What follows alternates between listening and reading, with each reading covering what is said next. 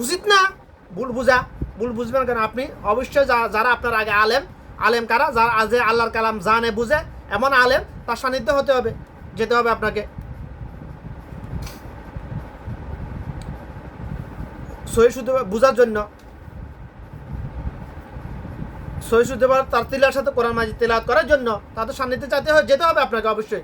এটা আপনার উপর ফরজ ভাই, ফরজ ফরজ ফরজ। তলবুল ইলমি ফারিদাতুন আলা কুল্লি মুসলিমিন, দ্বীনি ইলম তলব করা প্রত্যেক মুসলমান নারীর উপর ফরজ। আর আমাদের দেশের ধর্ম ব্যবসায়ীরা প্রতিষ্ঠিত করেছে দ্বীনি ইলম বলতে। ছোটবেলা মক্তবে পড়াইছি কিংবা নুরানি মাদ্রাসা পড়াইছি, 5-7 বছর মাদ্রাসা পড়াইছি, দ্বীনি ইলম দেওয়া হয়ে গেছে, এটাকে বলা হয় দ্বীনি ইলম।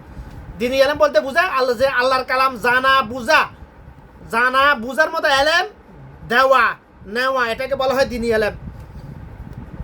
আমরা দেশের তো বাংলাদেশের 1999 জনে আল্লাহর কালাম না জাননেওয়ালা জাহেল, তো দ্বীনি ইলম কোথায় দিলে, কিভাবে দিল? যে দেশের 1999 জন আল্লাহর কালাম না জাননেওয়ালা, না বুঝনেওয়ালা, সামাজনেওয়ালা জাহেল, ওই দেশে দিন কায়েম হবে এত সস্তা, ওই দেশে ইসলামী দল ক্ষমতা আসবে এত সস্তা। রাজনীতির দিকে গেলাম না, বাংলাদেশে কোনো রাজনীতি আমি পছন্দ করি না, তবে আল্লাহর জন্য সাপোর্ট করি, যারা ভালো তাদেরকে সাপোর্ট করি আমি, সে যে হোক না কেন। সে হিন্দু হলো আমি আল্লাহর জন্য সাপোর্ট করবো যদি সে ন্যায় কথা বলে, ন্যায় কাজ করে।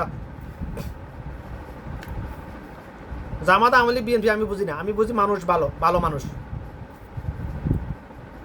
আমার পছন্দ ছিল নামাজ নামাজ নামাজ, যার নামাজ নাই তার ইমান নাই, যার নামাজ নাই তার ইমান নাই।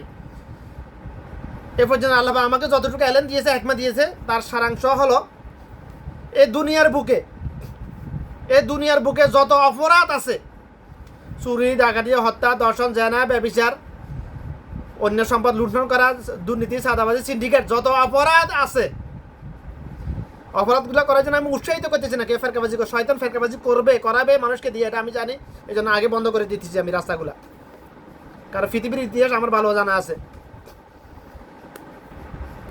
শয়তান মানুষের কলব নিয়ে গিয়ে মানুষকে দিয়ে কত রকমের ফাপ কাজ করাইতে পারে, সবগুলো আমার জানা আছে। আল্লাহ আমাকে জানাইছে, জানা তৌফিক দিয়েছে, এই জন্য আমি জানি। এখানে আমার হ্যারম দেখানো কিছু নেই, আল্লাহ আমাকে জানার বুঝার তৌফিক দিয়েছে, এই জন্য আমি জানি ভাই। পৃথিবীতে মানুষ দ্বারা গঠিত যত অপরাধ পৃথিবীতে আছে এই আল্লাহর জমিনে, যার তাওহীদের উপর ঈমান আছে, তার জন্য সবচেয়ে বড় অপরাধ হচ্ছে নামাজ ছেড়ে দেওয়া। এর থেকে বড় কোনো অপরাধ নাই, ইল্লা যে শিরক করে সে ব্যতীত। আর যার ঈমান নাই তাওহীদের উপর, তার জন্য সবচেয়ে বড় অপরাধ হলো এই পৃথিবীতে আল্লাহ জমিনে শিরিক করা। আমরা তো ঈমানওয়ালা দাবিদার, আমরা তো মুসলমান দাবিদার। আমার কথা বলার উদ্দেশ্য হলো মুসলমান নামদারি আদম সন্তানদেরকে নিয়েই আমি বলতেছি। মুসলমান নামদারি আদম সন্তান, মুসলমান বলতেছি না আমি কাউকে। মুসলমান শব্দটা খুব ছোট, ব্যাখ্যা অনেক ব্যয়বহুল। ব্যাখ্যা হলে 30 পাটা কোরআন, 6236টা আয়াত, 114টা সূরা, এটার ব্যাখ্যা মুসলমান শব্দটার ব্যাখ্যা। মুসলমান শব্দটার ব্যাখ্যা হলো 30,000 হাদিসের ব্যাখ্যা, হাদিস। এই জন্য আমি মুসলমান বলতেছি না, মুসলমান নামদারি আদম সন্তান বলতেছি আমি।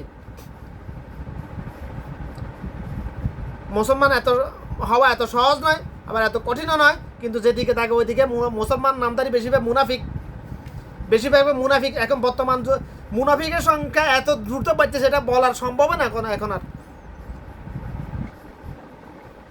আর সম্ভব হইতেছে না, কত দ্রুত বাড়তেছে। কিন্তু আফসোসের বিষয়, ভয়ের বিষয় হলো কিয়ামত কখন গঠিত করবে আল্লাহ পাক, সংগঠিত করবে, এটা মুনাফিকদের কৃতকর্মের উপর নির্ভর করবে, কাফেরদের নয়। কাফেরদের কৃতকর্মের উপর যদি কিয়ামত গঠিত করতে আল্লাহ পাক, অনেক আগে কিয়ামত হয়ে যেত। ইহুদি নাসারাদের কৃতকর্মের কারণে উপর নিজে যা করতেছে এরা, মানুষরূপী হিংস্র জানোয়ার চাইতো জানোয়ারেরা, কারণ আল্লাহ পাক কিয়ামত গঠিত করবে মুনাফিকদের কৃতকর্মের উপর। মুনাফিকের জন্ম কোথা হয়? মুসলমানের ঘরে। আমার প্রসঙ্গ কি ছিল? সলাতের গুরুত্ব নিয়ে কথা বলা। আশা করি কথাটা বুঝাইতে পেরেছি। যে মুসলমান দাবি করেন, যারা মুসলমান দাবি করেন, যার মা বাপ মুসলমান, বাপ দাদা মুসলমান, এই জন্য আমিও মুসলমান মনে করেন, তো আপনার জন্য যার তাওহীদের উপর ঈমান আছে, তাওহীদ কি? কালিমা তাইয়্যিবার প্রথম অধ্যাংশ আর সূরা ইখলাস, এই দুটার অর্থবোধ একই, ব্যাখ্যা একই। যা তাহিদের উপর ইমান আছে তার জন্য নামাজ ছেড়ে দেওয়া চাইতে বড় কোনো অপরাধ আল্লাহ জমিনে আর নাই, পাপ নাই। কারণ যার নামাজ না তার ইমান নাই। মুসলমান আর গায়ের মুসলমানের মধ্যে পার্থক্য শুধু একটাই, একামাত শুরু হলে মুসলমান নামাজে দাঁড়িয়ে যাবে, আর গায়ের মুসলমান চা দোকানে বসে থাকে, অর্ধ উলঙ্গ হয়ে বসে থাকবে। এবার দেখুন কে মুসলমান কে গায়ের মুসলমান। আমি শিয়া, সুন্নি, হানাফি, সাহাফি, আহাম্বলি, মালিকি আমি এগুলো বলতে চাই না। ফেরকাবাজির মধ্যে আমি নাই। মাজাব নিয়ে ফেরকাবাজি বন্ধ করার জন্য আমি কাজ করে কথা বলতেছি। আমি ইনশাল্লাহ যদি আল্লাহ চায়, কখনো যদি আমাকে ক্ষমতা দে, বাংলাদেশ থেকে এটা নির্মূল করে ছাড়বো, মাজাব নিয়ে ফেরকাবাজি ইনশাল্লাহ। ধর্মের ব্যবসা বন্ধ করেই ছাড়বো ইনশাল্লাহ যদি আল্লাহ চায়। আমার এত ঠেকা পড়া নাই করার, মারামারি করার জন্য, এটার জন্য। যদি আল্লাহ চায় আমাকে দিয়ে করার, তাহলে আমি করবো, করে দেখাবো ইনশাল্লাহ, করে দেখাবো ইনশাল্লাহ যদি আল্লাহ চায়। কিন্তু নিজের বাঙ্গা সুরে এলেন দিয়ে গায়ে সামান্য কিছু টাকা পয়সা থাকলে গায়ে যদি আমি মানুষের সাথে মারামারি করতে রাজি নয়, ফেরকাবাজি করতে রাজি নয় আমি। যদি আল্লাহ চায় কখনো ক্ষমতা দে, তখন ক্ষমতার সদ্ব্যবহার করে কায়েম করে ছাড়বে ইনশাল্লাহ আল্লাহর জমিনে, বাংলা জমিনের দিন। বাংলাদেশে বিদাত নির্মূল করে ছাড়বে ইনশাল্লাহ যদি আল্লাহ চায় আমাকে দিয়ে করাইতে। আল্লাহ চাইলে পারে ভাই, কারো বুঝে আসুক না, আল্লাহ চাইলে পারে, এটা আমি জানি। এটার উপর আমার 100%, 1000% ইমান আছে এটার উপর। আল্লাহ চাইলে পারে। আল্লাহ যদি ইউনিচার মতো খ্রিস্টানদের দালালদেরকে ইসলামের ইসলাম ধর্মের অনুসারীর নামে খ্রিস্টানকে যদি ক্ষমতা বসাইতে পারে, এতগুলো নাস্তিককে যদি আল্লাহ ক্ষমতা বসাইতে পারে, উপদেষ্টা বানাইতে পারে, হ্যাঁ, আসিফ মাহতাব, আসিফ নজরুল্লাহ, আকাম খালিদ দিয়া, যতগুলো সবগুলো এতগুলা মুনাফিককে যদি ক্ষমতা বসাইতে পারে, আমাকে পারবে না? অবশ্যই আমাকে পারবে। আল্লাহ চাইলে পারবে।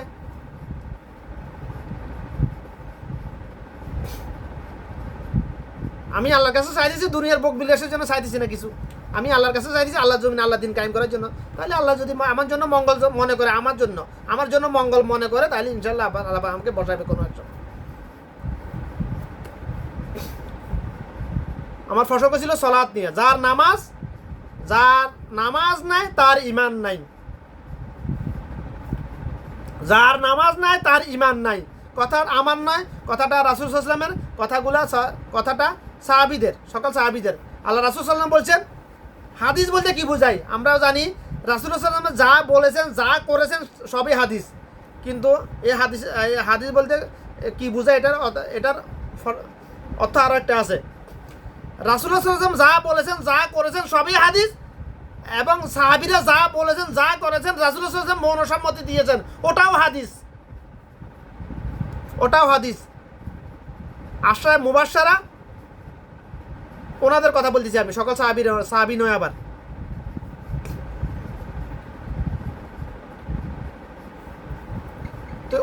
তো আশরায়ে মুবাশশারা ওনারা বলে গেছেন যার নামাজ না তার ইমান নাই। আমাকে কেন দোষী বলবে, আমাকে কেন খারাপ বলবে, আমাকে নিয়ে কেন ফেরকাবাজি ফিতনাবাজি করবে? যারা এই কথাটা নিয়ে ফেরকাবাজি ফিতনাবাজি করবে তাদের ইমান আছে না নাই, ও আল্লাহই আলেম। নামাজ ছাড়ি দিলে ইমান চলে যায়, এই কথা যে অস্বীকার করবে তারও ইমান চলে যাবে।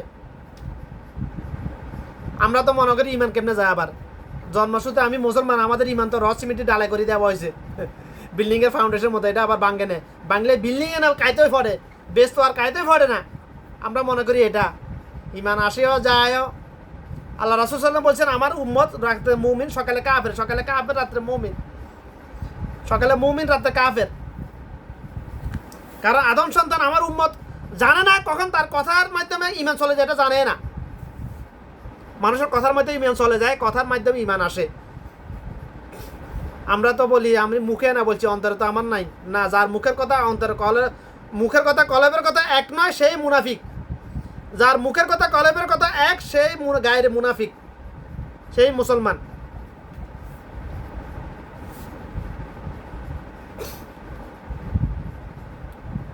যারা মাযহাব নিয়ে ফেরকাবাজি ফিতনাবাজি করে, ওরা সেই মুনাফিক। যারা মাযহাব নিয়ে ফেরকাবাজি ফিতনা, তারাই 72 জাহান্নামী, 72 দলের অন্তর্ভুক্ত। যে বলবে শুধুমাত্র আল্লাহর কোরআন আর রাসূল সাল্লাল্লাহু আলাইহি ওয়াসাল্লাম হাদিস মানি, সেই হলো মুসলমান। যে বলবে না আমি কোরআন মানি হাদিস মানি না সে গায়ের মুসলমান, যে বলবে না আমি হাদিস মানি কোরআন মানি না সে গায়ের মুসলমান। আমি সুন্নি শিয়া সুন্নি আমি এগুলো বলতেছি না, ওহাবি এগুলো বলতে রাজি নয়। এগুলো ফেরকাবাজি থেকে মুক্ত করার জন্য বাংলাদেশকে আমি মানুষকে কথা বলতেছি। আমি কেন এগুলো করবো? ইনশাআল্লাহ আমি এগুলো করবো না কখনো, নাউজুবিল্লাহ। যে বলবে আমি আহলে হাদিস, যারা আহলে কোরআন বলে নিজে কোরআন বলে তারা কাফের, সেই গায়ের মুসলমান। যে বলবে আমি আহলে কোরআন, যারা নিজেকে আহলে হাদিস বলে দাবি করে সে কাফের, সে গায়ের মুসলমান। সবাই 72 দলের অন্তর্ভুক্ত।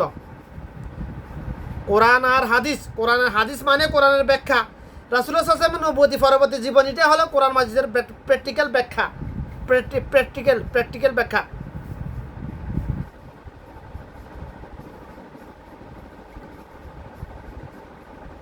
অর্থাৎ আমরা আমল হলো 3 প্রকার: ফরজ, ওয়াজিব, মুস্তাহাব। মুস্তাহাব মানে অপশনাল, করলে লাভ, না করলে গুনাহ নাই।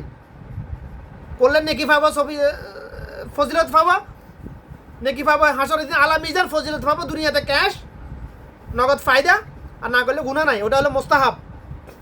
কিন্তু ফরজ বলেন, ওয়াজিব বলেন, মুস্তাহাব বলেন, যত প্রকার আমল আছে সবগুলো আল্লাহ রাসূল সাল্লাল্লাহু আলাইহি ওয়াসাল্লামের জন্য ওয়াজিব ছিল। অর্থাৎ সবগুলো রাসূল সাল্লাল্লাহু আলাইহি ওয়াসাল্লাম সবগুলো করে গেছেন, প্র্যাকটিক্যাল করেছেন সারা জীবন।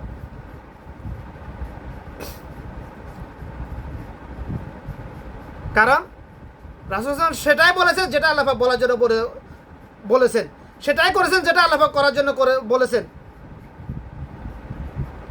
গায়বী আলেমের মাধ্যমে হোক, জিবরাইল আলাইহিস সালামের মাধ্যমে হোক।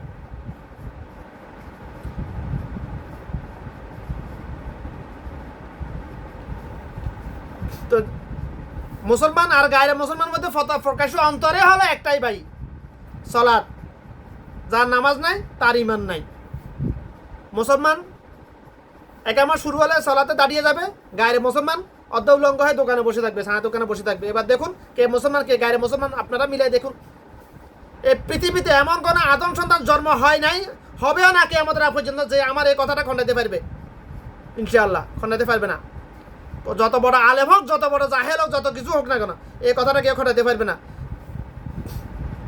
মুসলমান একামত শুরু হলে সালাতে দাঁড়িয়ে যাবে, গায়রে মুসলমান অর্ধ উলঙ্গ হয়ে চা দোকানে বসে থাকবে। এই দুইটা কথা বলতেছি আমি, বাস। কথাগুলো আমার মন গড়ার মতো বলতেছি না। আল্লাহ পাক আমাকে যতটুকু বলা তৌফিক দিয়েছে, এলেম দিয়েছে, হিকমত দিয়েছে, ততটুকু আমি বলতেছি ভাই এখানে। আশা করি কথাগুলো বোঝার চেষ্টা করবেন, কলবে স্থাপন করবেন। কথাগুলো যদি কোরআন সুন্নাহর সাথে মিলে যায়, সম্মত হয়, তাহলে অবশ্যই আল্লাহর জন্য যাদেরকে ভালোবাসে তাদের কাছে কথাগুলো শেয়ার করে দেবেন ইনশাআল্লাহ।